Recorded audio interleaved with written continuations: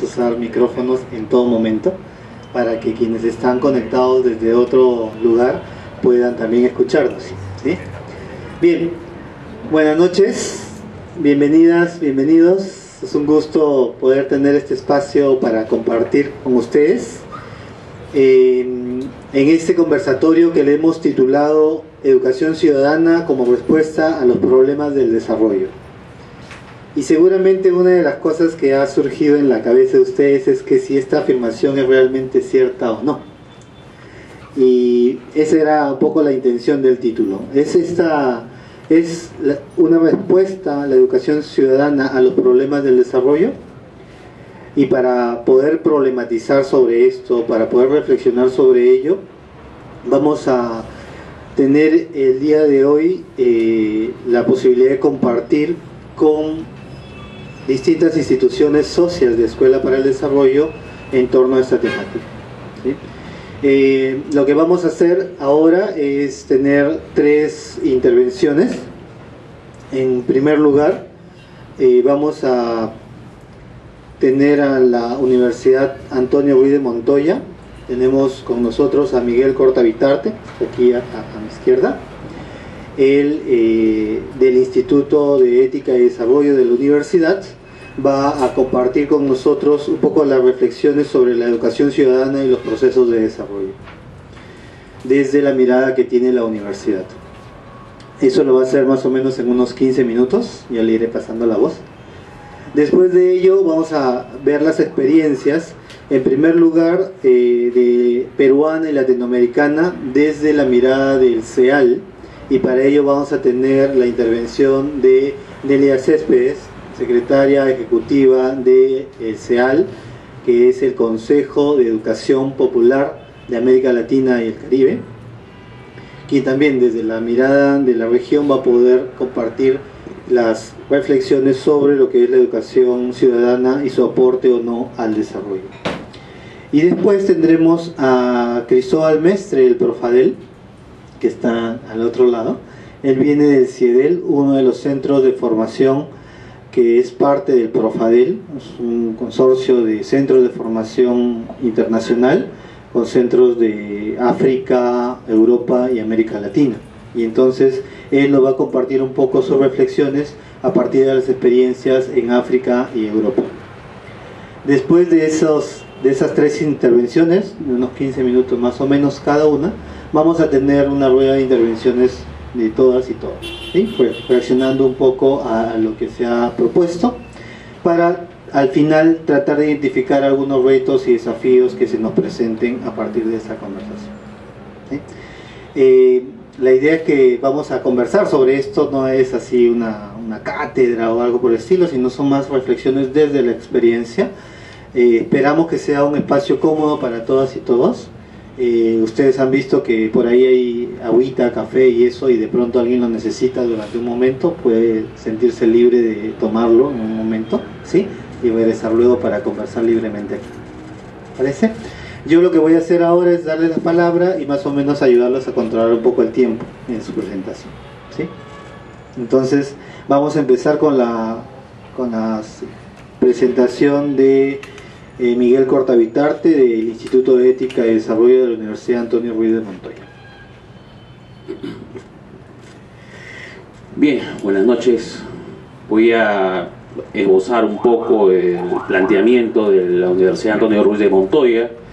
Digamos que hay varias líneas de trabajo que se ha planteado la universidad desde su fundación hace 10 años, pero específicamente voy a transmitir y conversar con ustedes sobre las líneas de trabajo que tenemos en el Instituto de Ética y Desarrollo de la misma universidad.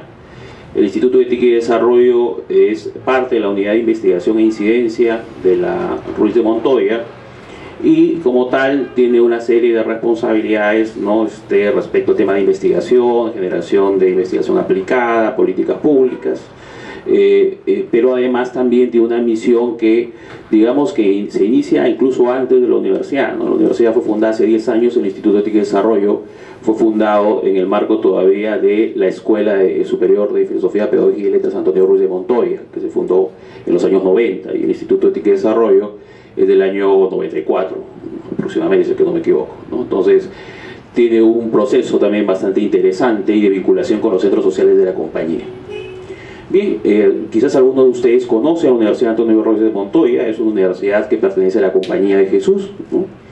Es con la Universidad del Pacífico las universidades que surgen a raíz de la intervención en la educación, ¿no? En esta última etapa histórica de la Compañía de Jesús en el país, ¿no? Y tiene en realidad como misión generar espacios de reflexión, pensamiento crítico, formación, precisamente lo que estamos hablando ahora, formación para la ciudadanía. Es decir, no es una universidad que está enfocada en simplemente generar educación y generar también ingresos, como tenemos ahora pues todas estas universidades privadas, ¿no? Es una universidad que tiene una misión, es una misión educativa que está enmarcada en la misión de la Compañía de Jesús en el mundo, ¿no? Y que es parte de una tradición bastante amplia, ¿no? De una tradición humanista, ¿no? Que promueve el pensamiento crítico, ¿no? Que trata de despertar en los alumnos, ¿no? un pensamiento contestatario, incluso, ¿no? De rebelde ante las injusticias y ante las estructuras de dominación, ¿no? Y de pobreza que hay en el país, ¿no? Es una misión que la universidad asumió desde su fundación, ¿no? Ahora bien, el antecedente de la universidad es el Instituto de Filosofía, Pedagogía y Letras Antonio Ruiz de Montoya, ¿no? Y en ese instituto, que estaba bastante enfocado en formación filosófica y educación, ¿no? Básica regular para personas ligadas a la Compañía de Jesús, se forma el Instituto de Ética y Desarrollo como un esfuerzo de poder generar investigación a partir de las condiciones sociales, culturales y económicas en el país, ¿no? Y sobre todo un acercamiento fundamental al ámbito regional. Desde que se fundó el Instituto de Desarrollo se han generado una serie de programas de formación e investigación vinculadas a las regiones, ¿no? Y nuestra misión principal como instituto es tratar de mirar al país desde las regiones, y no mirar al país desde Lima, ¿no? Romper con ese centralismo como parte de nuestra herencia colonial también, ¿no? A partir de ahí yo creo que se pueden establecer unas 3 o 4 líneas de reflexiones importantes que quisiera transmitir y conversar con ustedes, ¿no? Lo inicial, ¿no? El instituto tiene, como su nombre lo indica, una preocupación fundamental por el tema ético, ¿no? Cómo lo ético está inserto en todas nuestras prácticas, ¿no? Ciudadanas, ¿no? Cómo lo ético también configura el poder, ¿no? Cómo lo ético se expresa alrededor de las estructuras de poder y del Estado, cómo lo ético se reproduce cotidianamente en nuestras relaciones con los otros, ¿no? Pero esta reflexión sobre lo ético tiene en primer lugar un momento en el que nos acercamos a la dimensión histórica también, ¿no? Es decir, lo ético no puede simplemente ser una reflexión vacía o abstracta, ¿no? Lo ético se aplica a nuestras relaciones concretas a nivel social y a nivel político y a nivel económico, ¿no? Entonces, la misión del instituto tenía que ver con eso, cómo nosotros nos acercamos a una reflexión ética que problematice en primer momento el poder. Es decir, si nosotros concebimos ciudadanía, ¿no? sin poder, estamos concibiendo una ciudadanía vacía de contenido. ¿Cómo se ejerce ciudadanía si la población, si el ciudadano no tiene poder para poder ejercer sus derechos, ¿no? Y por eso la principal preocupación era, ¿no? Cómo nosotros rompemos con una expresión histórica, con un atavismo histórico en el país, ¿no?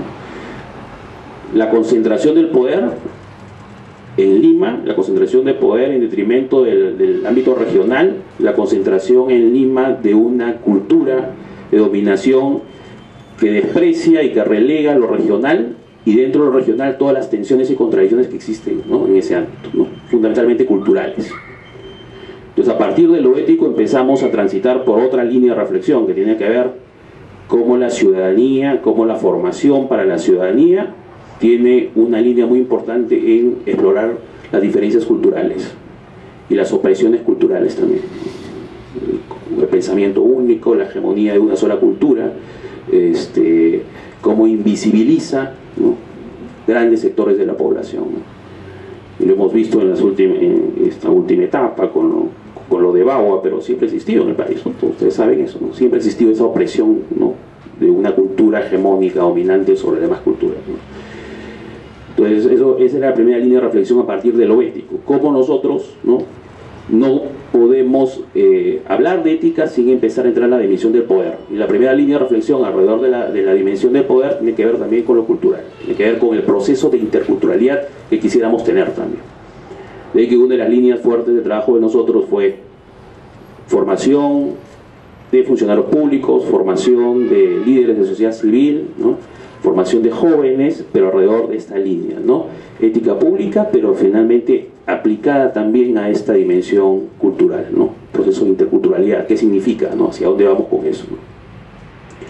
Pero luego también empezamos a recibir, y eso es parte de la formación y de la metodología que siempre hemos aplicado. Nosotros recibimos muchos contenidos, ¿no? muchos conocimientos de la misma gente, ¿no? Que trabaja con nosotros, que estudia con nosotros, de los jóvenes, de los líderes sociales en las regiones. Y bueno, estábamos en este proceso que se inicia en el 2002, bueno, es bastante largo, pero que en la última etapa, en el 2002, se inicia este proceso de descentralización, ¿no? Y entonces hay como una efervescencia también de participación política alrededor del proceso de descentralización. Y entonces nos encontramos también con todas estas preguntas que existían en el marco de este proceso, ¿no? Cómo formábamos o cómo teníamos un proceso de formación colectiva de aprendizaje mutuo con las poblaciones que estaban inmersas en este proceso de desconcentración del poder. Podemos tener una serie de críticas sobre el proceso de descentralización, pero de una u otra manera creemos que es interesante cómo existen ya líneas que deben ser investigadas con mayor profundidad sobre cómo sí efectivamente se ha quebrado en cierta medida el poder del centralismo limeño, de la generación de espacios políticos regionales, la participación ciudadana, han cambiado. O sea, no vemos todavía los alcances del proceso de centralización fallido que existe, pero en cierta medida hay un cambio que debemos reconocer.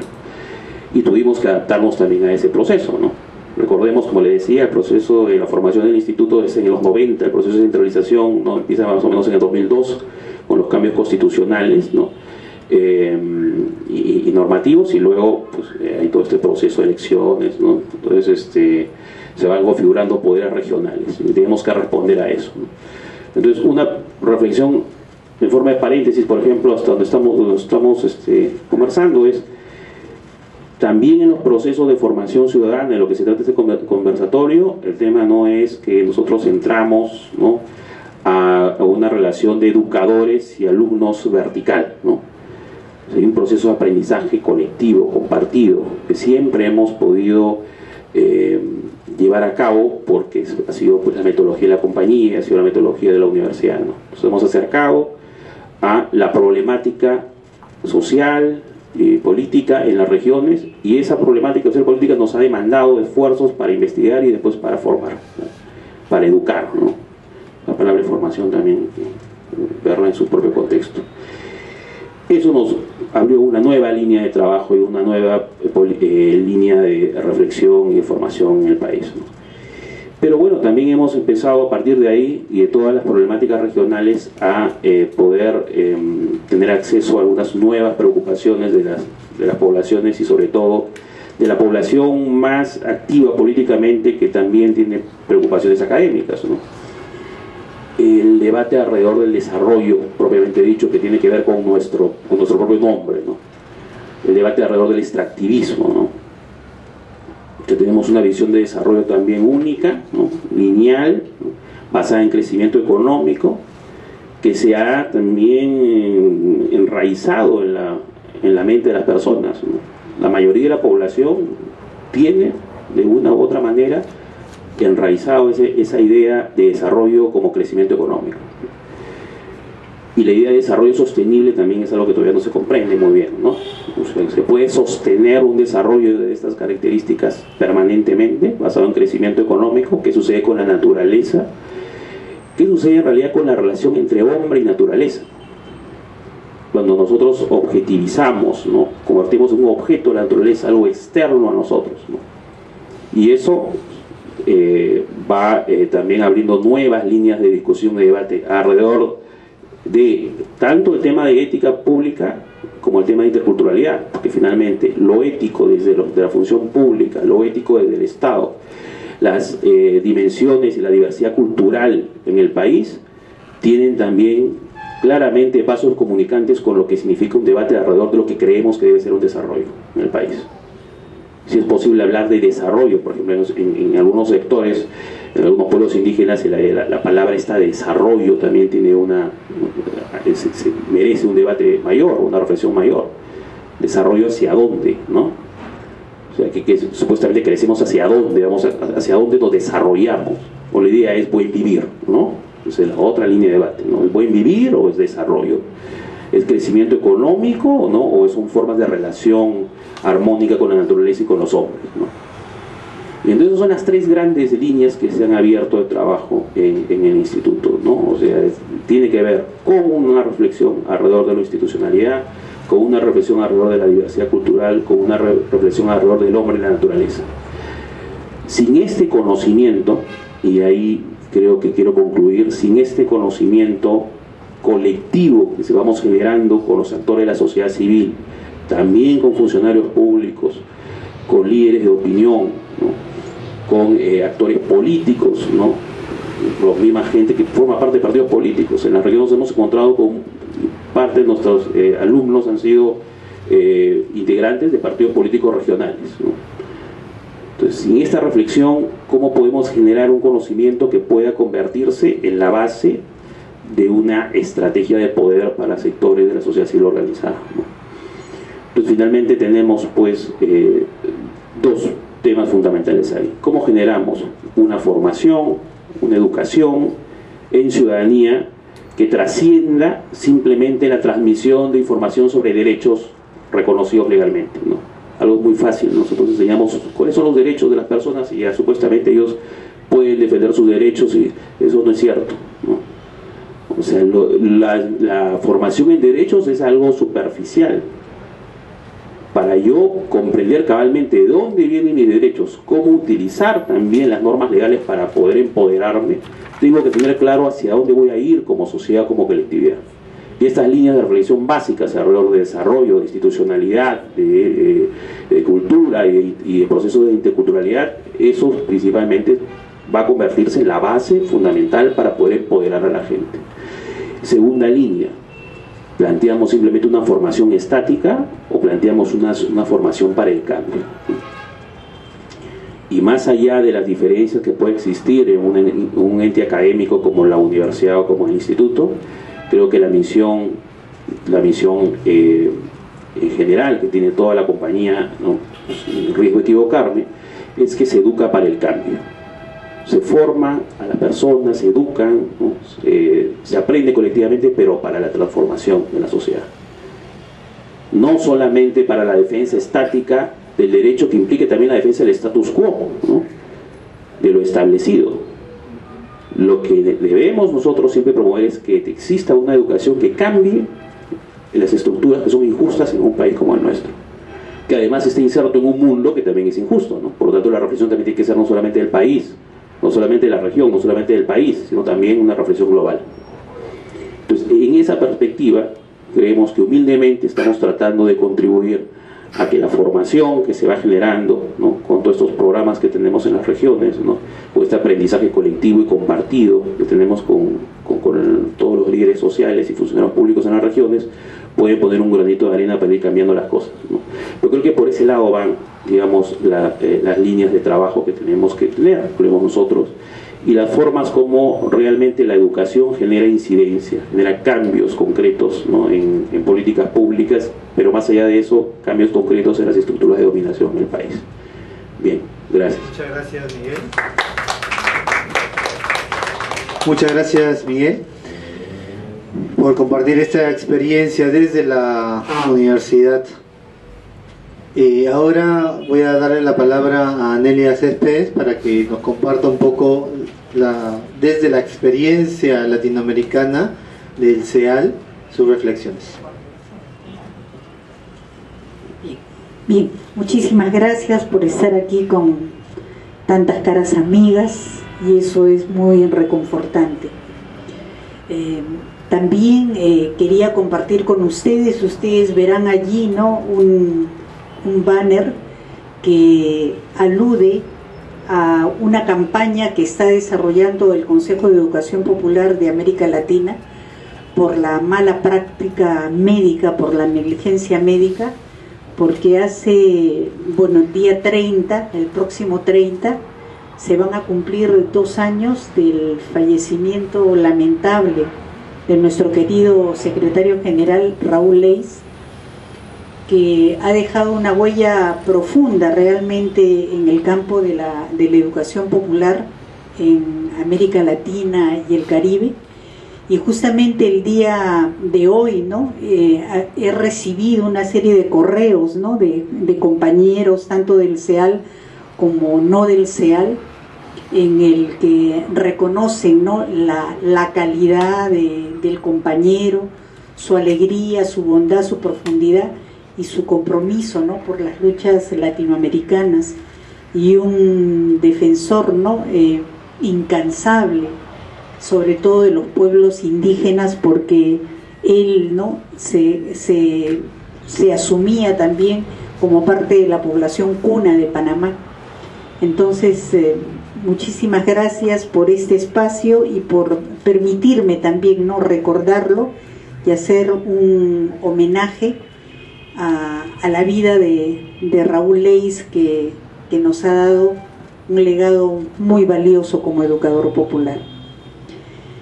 Bien, yo soy parte del Consejo, ahora Consejo de Educación Popular de América Latina y el Caribe, que hasta mayo del año pasado nos denominábamos Consejo de Educación de Jóvenes y Adultos.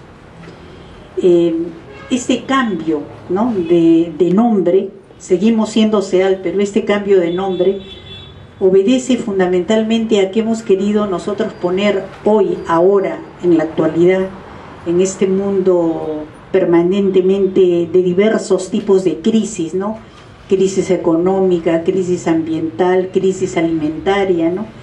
Hemos querido poner en realidad por delante el foco en la educación popular, que es lo que en realidad unifica al conjunto de las instituciones miembros del CEAL, que son cerca de 150 instituciones que están a lo largo, ¿no? de toda la América Latina y caribeña.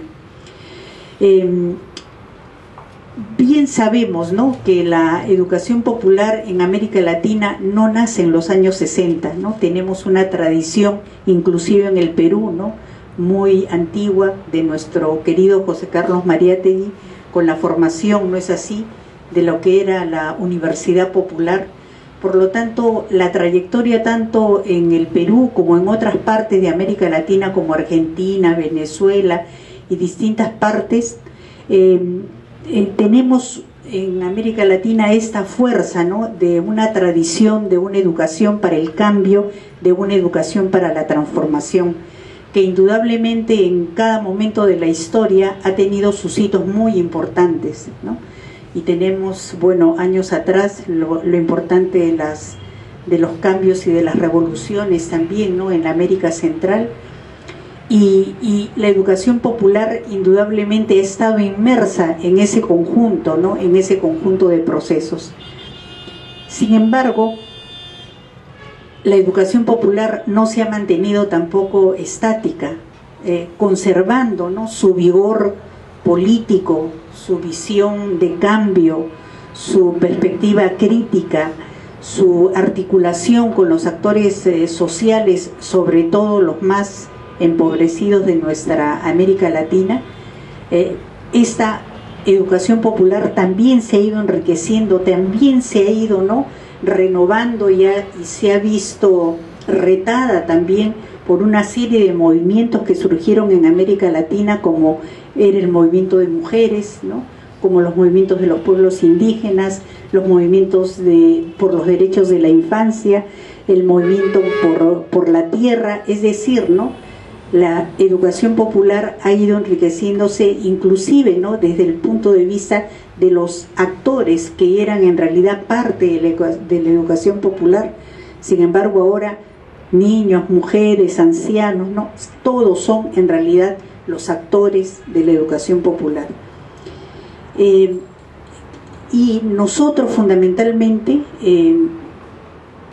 nos ascribimos, ¿no?, y levantamos la importancia de lo que es la educación para el cambio y la transformación, porque lo que estamos buscando permanentemente es entretejer el lado formativo con el conjunto, ¿no?, de las aspiraciones que tienen nuestros pueblos a soñar en otro mundo posible, es decir, una democracia participativa plena, ¿no?, una economía realmente al servicio de nuestros pueblos, una cultura, ¿no?, que nos abarque absolutamente a todos y que no sea discriminadora, y por lo tanto también, ¿no?, una América Latina que se ve desde una interculturalidad crítica, que se asume desde una interculturalidad crítica, es decir, no aquella que solamente valora la diferencia, sino aquella que se compromete con todas las condiciones que no permiten florecer plenamente a todos los ciudadanos en América Latina.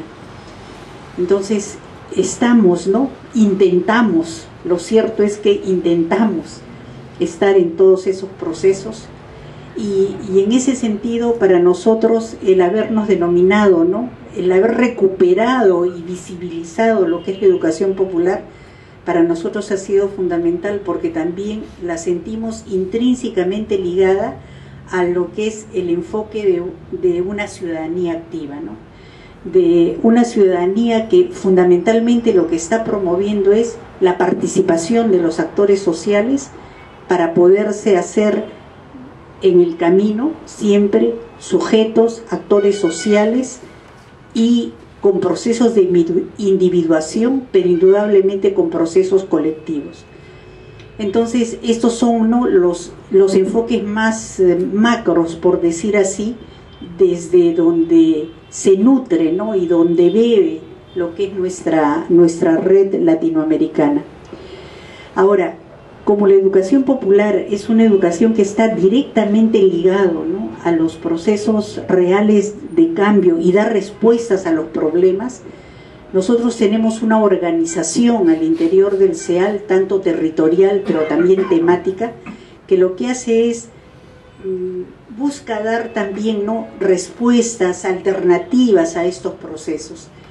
En ese sentido, nosotros, por ejemplo, tenemos diversos grupos de trabajo.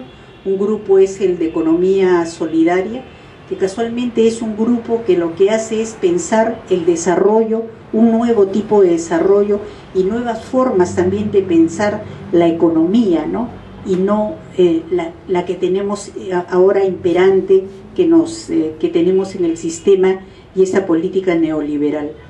Y es desde allí también, ¿no?, desde estas visiones de economía solidaria, que también en realidad, ¿no?, se articula con lo que es la soberanía alimentaria, el tema del territorio, ¿no?, y por supuesto todo lo que tiene que ver con el desarrollo sustentable. Entonces allí también hay un campo para pensar un nuevo tipo de desarrollo, una nueva manera de ver el desarrollo con otro tipo de valores.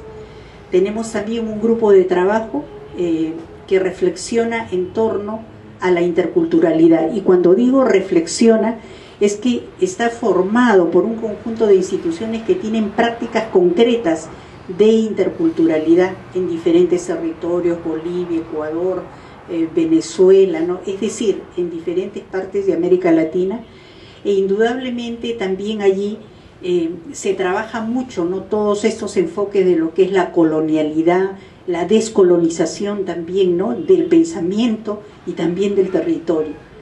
Entonces tenemos otro grupo de movimientos sociales que es un grupo transversal, porque para nosotros como CEAL, como movimiento de educadores populares, nos parece fundamental estar funcionando como movimiento, pero también con el movimiento social, con grupos organizados, aunque sabemos que esto no es parejo, indudablemente, en ninguno de nuestros países. Hay un tema que también es fundamental para nosotros, que es la educación de jóvenes y adultos, que es como primigeniamente nosotros, ¿no?, nos fundamos. Y esto quiere decir que tenemos un enfoque, ¿no?, educativo, que lo que fundamentalmente está buscando es el empoderamiento de los actores sociales el desarrollo, ¿no?, de un pensamiento ético y de una actitud ética que tiene que ver también, ¿no?, no solo con el poder, sino con la indignación de todas aquellas condiciones que no permiten el desarrollo pleno de las personas y nuestras sociedades. Entonces suscita la indignación, pero también para dar respuestas creativas a estos entornos. Un segundo componente es este enfoque político también, ¿no?, que tiene que ver con la política como el desarrollo político de la persona, como un ser social con voz, con capacidad de innovación, de creación, de propuesta, pero también la política como la participación en el espacio político y en el espacio público para la construcción también de la política. Y por otro lado también el análisis más global, ¿no es así?, de lo que es nuestras sociedades, las políticas y qué favorece o no al desarrollo justo de nuestras sociedades. Tenemos otro grupo de equidad e igualdad de género, una red de derechos humanos, un programa de sistematización, y ese programa en esta etapa le estamos dando un gran énfasis. ¿Por qué? Porque nosotros consideramos que tenemos muchas experiencias, ¿no? Sin embargo, requerimos, ¿no?, recoger los mejores aprendizajes de estas experiencias, porque sí tenemos también con otras instituciones la convicción, ¿no?, de que esta sistematización y realizada con los propios actores sociales también genera un conocimiento muy importante para la propuesta, ¿no?, de políticas públicas, políticas locales, un conjunto de políticas que también nosotros consideramos que son importantes. Miren, el movimiento de educación popular no está solo en el CEAL, es un movimiento muy rico en América Latina. Y nosotros consideramos que la educación popular sí viene, ¿no?, a lo largo del tiempo realizando un conjunto de aportes a lo que es el desarrollo también de la ciudadanía, ¿no? Lo primero es que entender la ciudadanía como derecho a tener derechos, ¿no? Ese es un primer campo importante. Un proceso de comunicación, porque es una práctica sobre todo también cultural. Es también la posibilidad de la reconstrucción de nuestros sentidos de vida, los valores éticos, los valores estéticos. Es una pedagogía del diálogo, es una pedagogía de los saberes, ¿no? Y es un diálogo también para construir lo público. Fundamentalmente no podemos hablar, ¿no?, de estos procesos de educación popular y de ciudadanía si no hablamos de esa participación activa, de esa participación consciente. Y por otro lado también, ¿no?, la educación popular a la educación ciudadana indudablemente también mantiene por su propio espíritu crítico esa radicalización continua, ¿no?, del pensamiento, de las realidades, de los análisis, y por lo tanto también la radicalización de la democracia. Yo últimamente, lo último que quiero decir es lo siguiente. Estamos ahora en un momento en América Latina de mucha complejidad en la construcción de la ciudadanía, ¿no? Creo que lo que nos ha sucedido también ahora poco, ¿no?, con la revocatoria, nos muestra también, ¿no?, dónde está, cómo se viene construyendo la ciudadanía y cómo los actores sociales, qué tipo de educación desde el ámbito político también han recibido, ¿no?, desde los modelos políticos que fundamentalmente están desvirtuando también, ¿no?, lo que es la acción política. Entonces, todo lo que tiene que ver con el populismo, el clientelismo, ¿no?, y la crítica, sí creo que ahí es muy importante ver el tema de las políticas sociales, pero pensar el desarrollo solo desde, ¿no?, desde estas políticas pequeñas de entregar recursos, ¿no?, a los actores sociales sin ir modificando las bases económicas, ¿no?, de un país, en realidad nos mantendrá también en un modelo no solamente económico sino educativo de en realidad de ir estirando la mano, y eso es algo que tenemos que romper. Y solamente decirles, ¿no?, estos procesos que también vivimos complejos, ¿no? Por ejemplo, los países que están denominados como los países socialistas del siglo XXI, ¿no?, y que tienen en Bolivia, ¿no?, una gran contradicción con el movimiento indígena porque no se sienten representados ni están incorporados, ¿no?, y tampoco sienten que hay canales de participación. Esto nos lleva realmente a pensar de manera muy seria, o lo que acaba de pasar ahora, ¿no?, en Venezuela, ¿no?, donde 1 millón de votos que eran del chavismo han pasado realmente a Capriles. Entonces, ¿qué está pasando con la educación ciudadana, ¿no? ¿Cuáles son las percepciones? Creo que es o lo que nos sucede en Brasil, ¿no?, que por un lado Brasil ha tenido la capacidad para sacar a 40 millones de pobres de la pobreza. Sin embargo, no tiene una estructura económica, ¿no?, que está alterando el medio ambiente en base a la producción que ahora está desarrollando, pero por otro lado tiene un programa de participación ciudadana que es impresionante, ¿no? Entonces el piso no está plano, no está homogéneo, y creo que es muy rico que nosotros estemos aquí juntos para repensar, ¿no?, caminos, procesos, ¿no?, de profundización de una ciudadanía activa, participativa, con plena, ¿no?, con plena pasión también para el compromiso, y buscando pues siempre, ¿no?, la transformación. Y como decimos nosotros, la lucha siempre continúa, ¿no? Muchas gracias.